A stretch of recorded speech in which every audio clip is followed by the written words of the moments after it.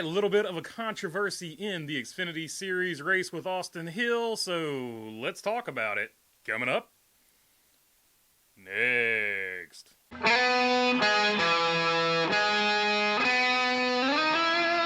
What's going on, everybody? Hope you're doing good today. All right, had a few fireworks in the Xfinity Series race yesterday, and they involved Aric Almirola and Austin Hill. In case you haven't seen it, Aric Almirola came up on Austin Hill. Austin Hill had some nose damage. He was slow through the corners, according to Aric Almirola.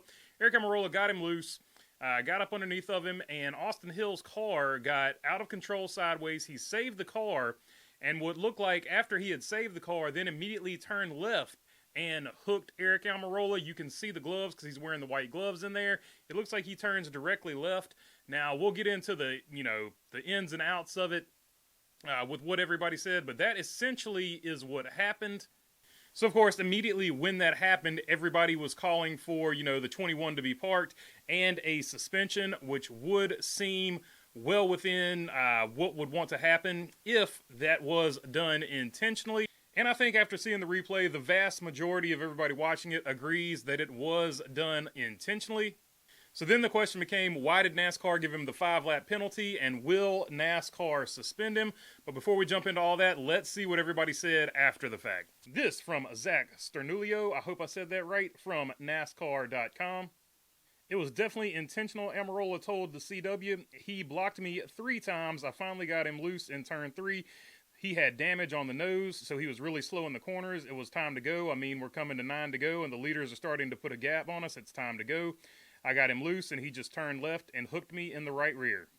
So there you go. Aric Almirola basically saying what he thought, and I think what the vast majority of the internet agrees on, that Austin Hill got upset that he got rooted out of the way at a high-speed track. So not necessarily the cleanest move in the world from Aric Almirola, right? He did use the nose to move Austin Hill out of the way. Austin Hill's car did lose control, but he does, with the vast majority of everyone else, feel like he was hooked on purpose. However, Austin Hill would jump on his radio and give a different turn of events from his perspective on the radio in-car that we heard, of course, on the broadcast. I couldn't hang on to it. I did not try to right rear him. He had me out of control. I drove back to the left to keep it off the wall. I'm not sure what the hell he thought. Just run in 3, though.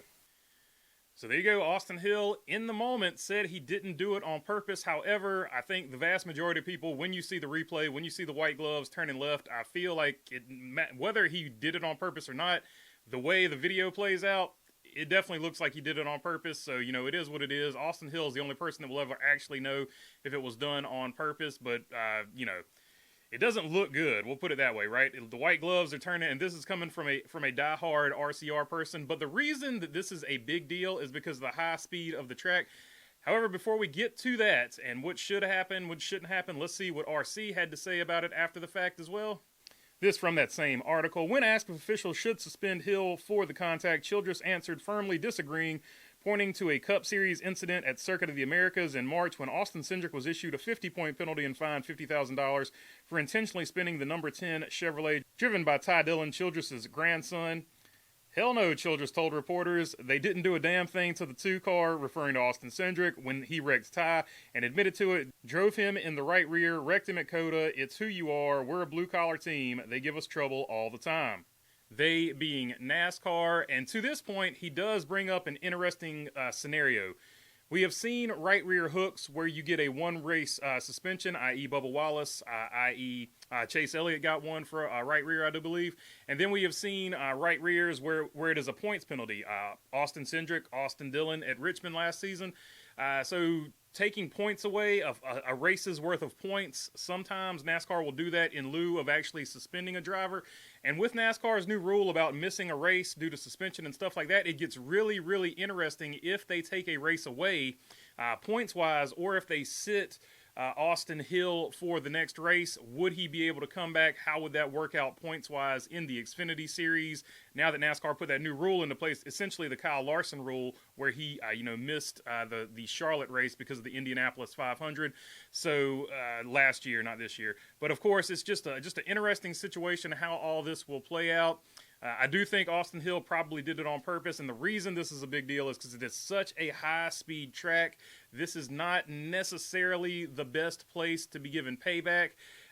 Even though, it wasn't necessarily the cleanest move in the world by Eric Almirola, we all know what happened, right? He lost his temper, and he right-reared somebody. Unfortunately, this is just such a high-speed track. Really, really bad place to do it. If I had to take a guess, he's probably going to get suspended, and he's probably going to get suspended for multiple reasons. A, for doing it, and B, for when he was parked on pit road, he pulled a Kyle Busch, and he was doing the old NASCAR and all that good stuff, if you were listening to the in-car there on the CW broadcast. So I'm thinking he's probably going to get suspended. But Richard Childress does actually make a good point that sometimes the guys get suspended, sometimes they get, a penalty money-wise and a points fine, or is it a monetary fine and a points penalty, I guess I should say. Said that completely backwards. But yeah, that was my take on it. So yeah, I do think he's probably going to get suspended, probably on whenever they announce, probably on Monday or Tuesday, whenever they're going to do their penalty announcements and who made it through tech and all that good stuff. All right. That's all I got for you on this one. And also a lot of people being very critical of Austin Hill, what he said, basically saying he was lying the whole time. Well, he was kind of, in my opinion, being sly like a fox in that situation. He was lying on purpose to give himself plausible deniability, so hopefully he doesn't get suspended, or at least he's got a case to stand on to not get suspended. From a legal standpoint, if you're a lawyer, you probably love to have a client like that. Like immediately in the moment when everything's going on, he's saying, I didn't do it on purpose, this is what happened, whatever. So giving himself, plausible deniability, he was playing the game there, right? So smart move from him on that particular aspect. And like I said, Richard Childress made a good point. Sometimes they suspend drivers, sometimes they don't. So good point there from Richard Childress, arguing their case essentially to not have Hill suspended. That being said, I think Austin Hill's getting suspended. Let's just, call it like it is. He was cussing out NASCAR on pit road. You're getting suspended. So no matter what you did in the moment to give yourself a case, cussing them on pit road, they're going to suspend you. If nothing else, just for that. And then they're going to say they did it because of whatever, right? That being said, Austin Hill drama to the side, it took away from like a really, really great finish to this race between two up-and-coming stars, Tanner Gray and Connor Zilisch. Connor Zilisch, of course, getting the win. But and Tanner Gray didn't have the faster car than the 88, but man, Tanner Gray put up a hell of a fight there at the very end, trying to hold on to that thing and keep Connor Zilisch back. Two young guys going into the future. I can't wait to see what Tanner Gray does. He looks like he's starting to come into his own, get comfortable with these Xfinity Series cars, and him and Zilisch could be two guys that battle it out in the future. So going to be really fun to watch, really interesting finish to that race. Unfortunately, all this sort of took away from the finish of that race. It's probably going to be all everybody talks about, but really the finish of that race was absolutely amazing. So yeah, unfortunate that we're not going to talk about that, but that's the way life is. That's the way it goes. All right, really gone this time. Peace.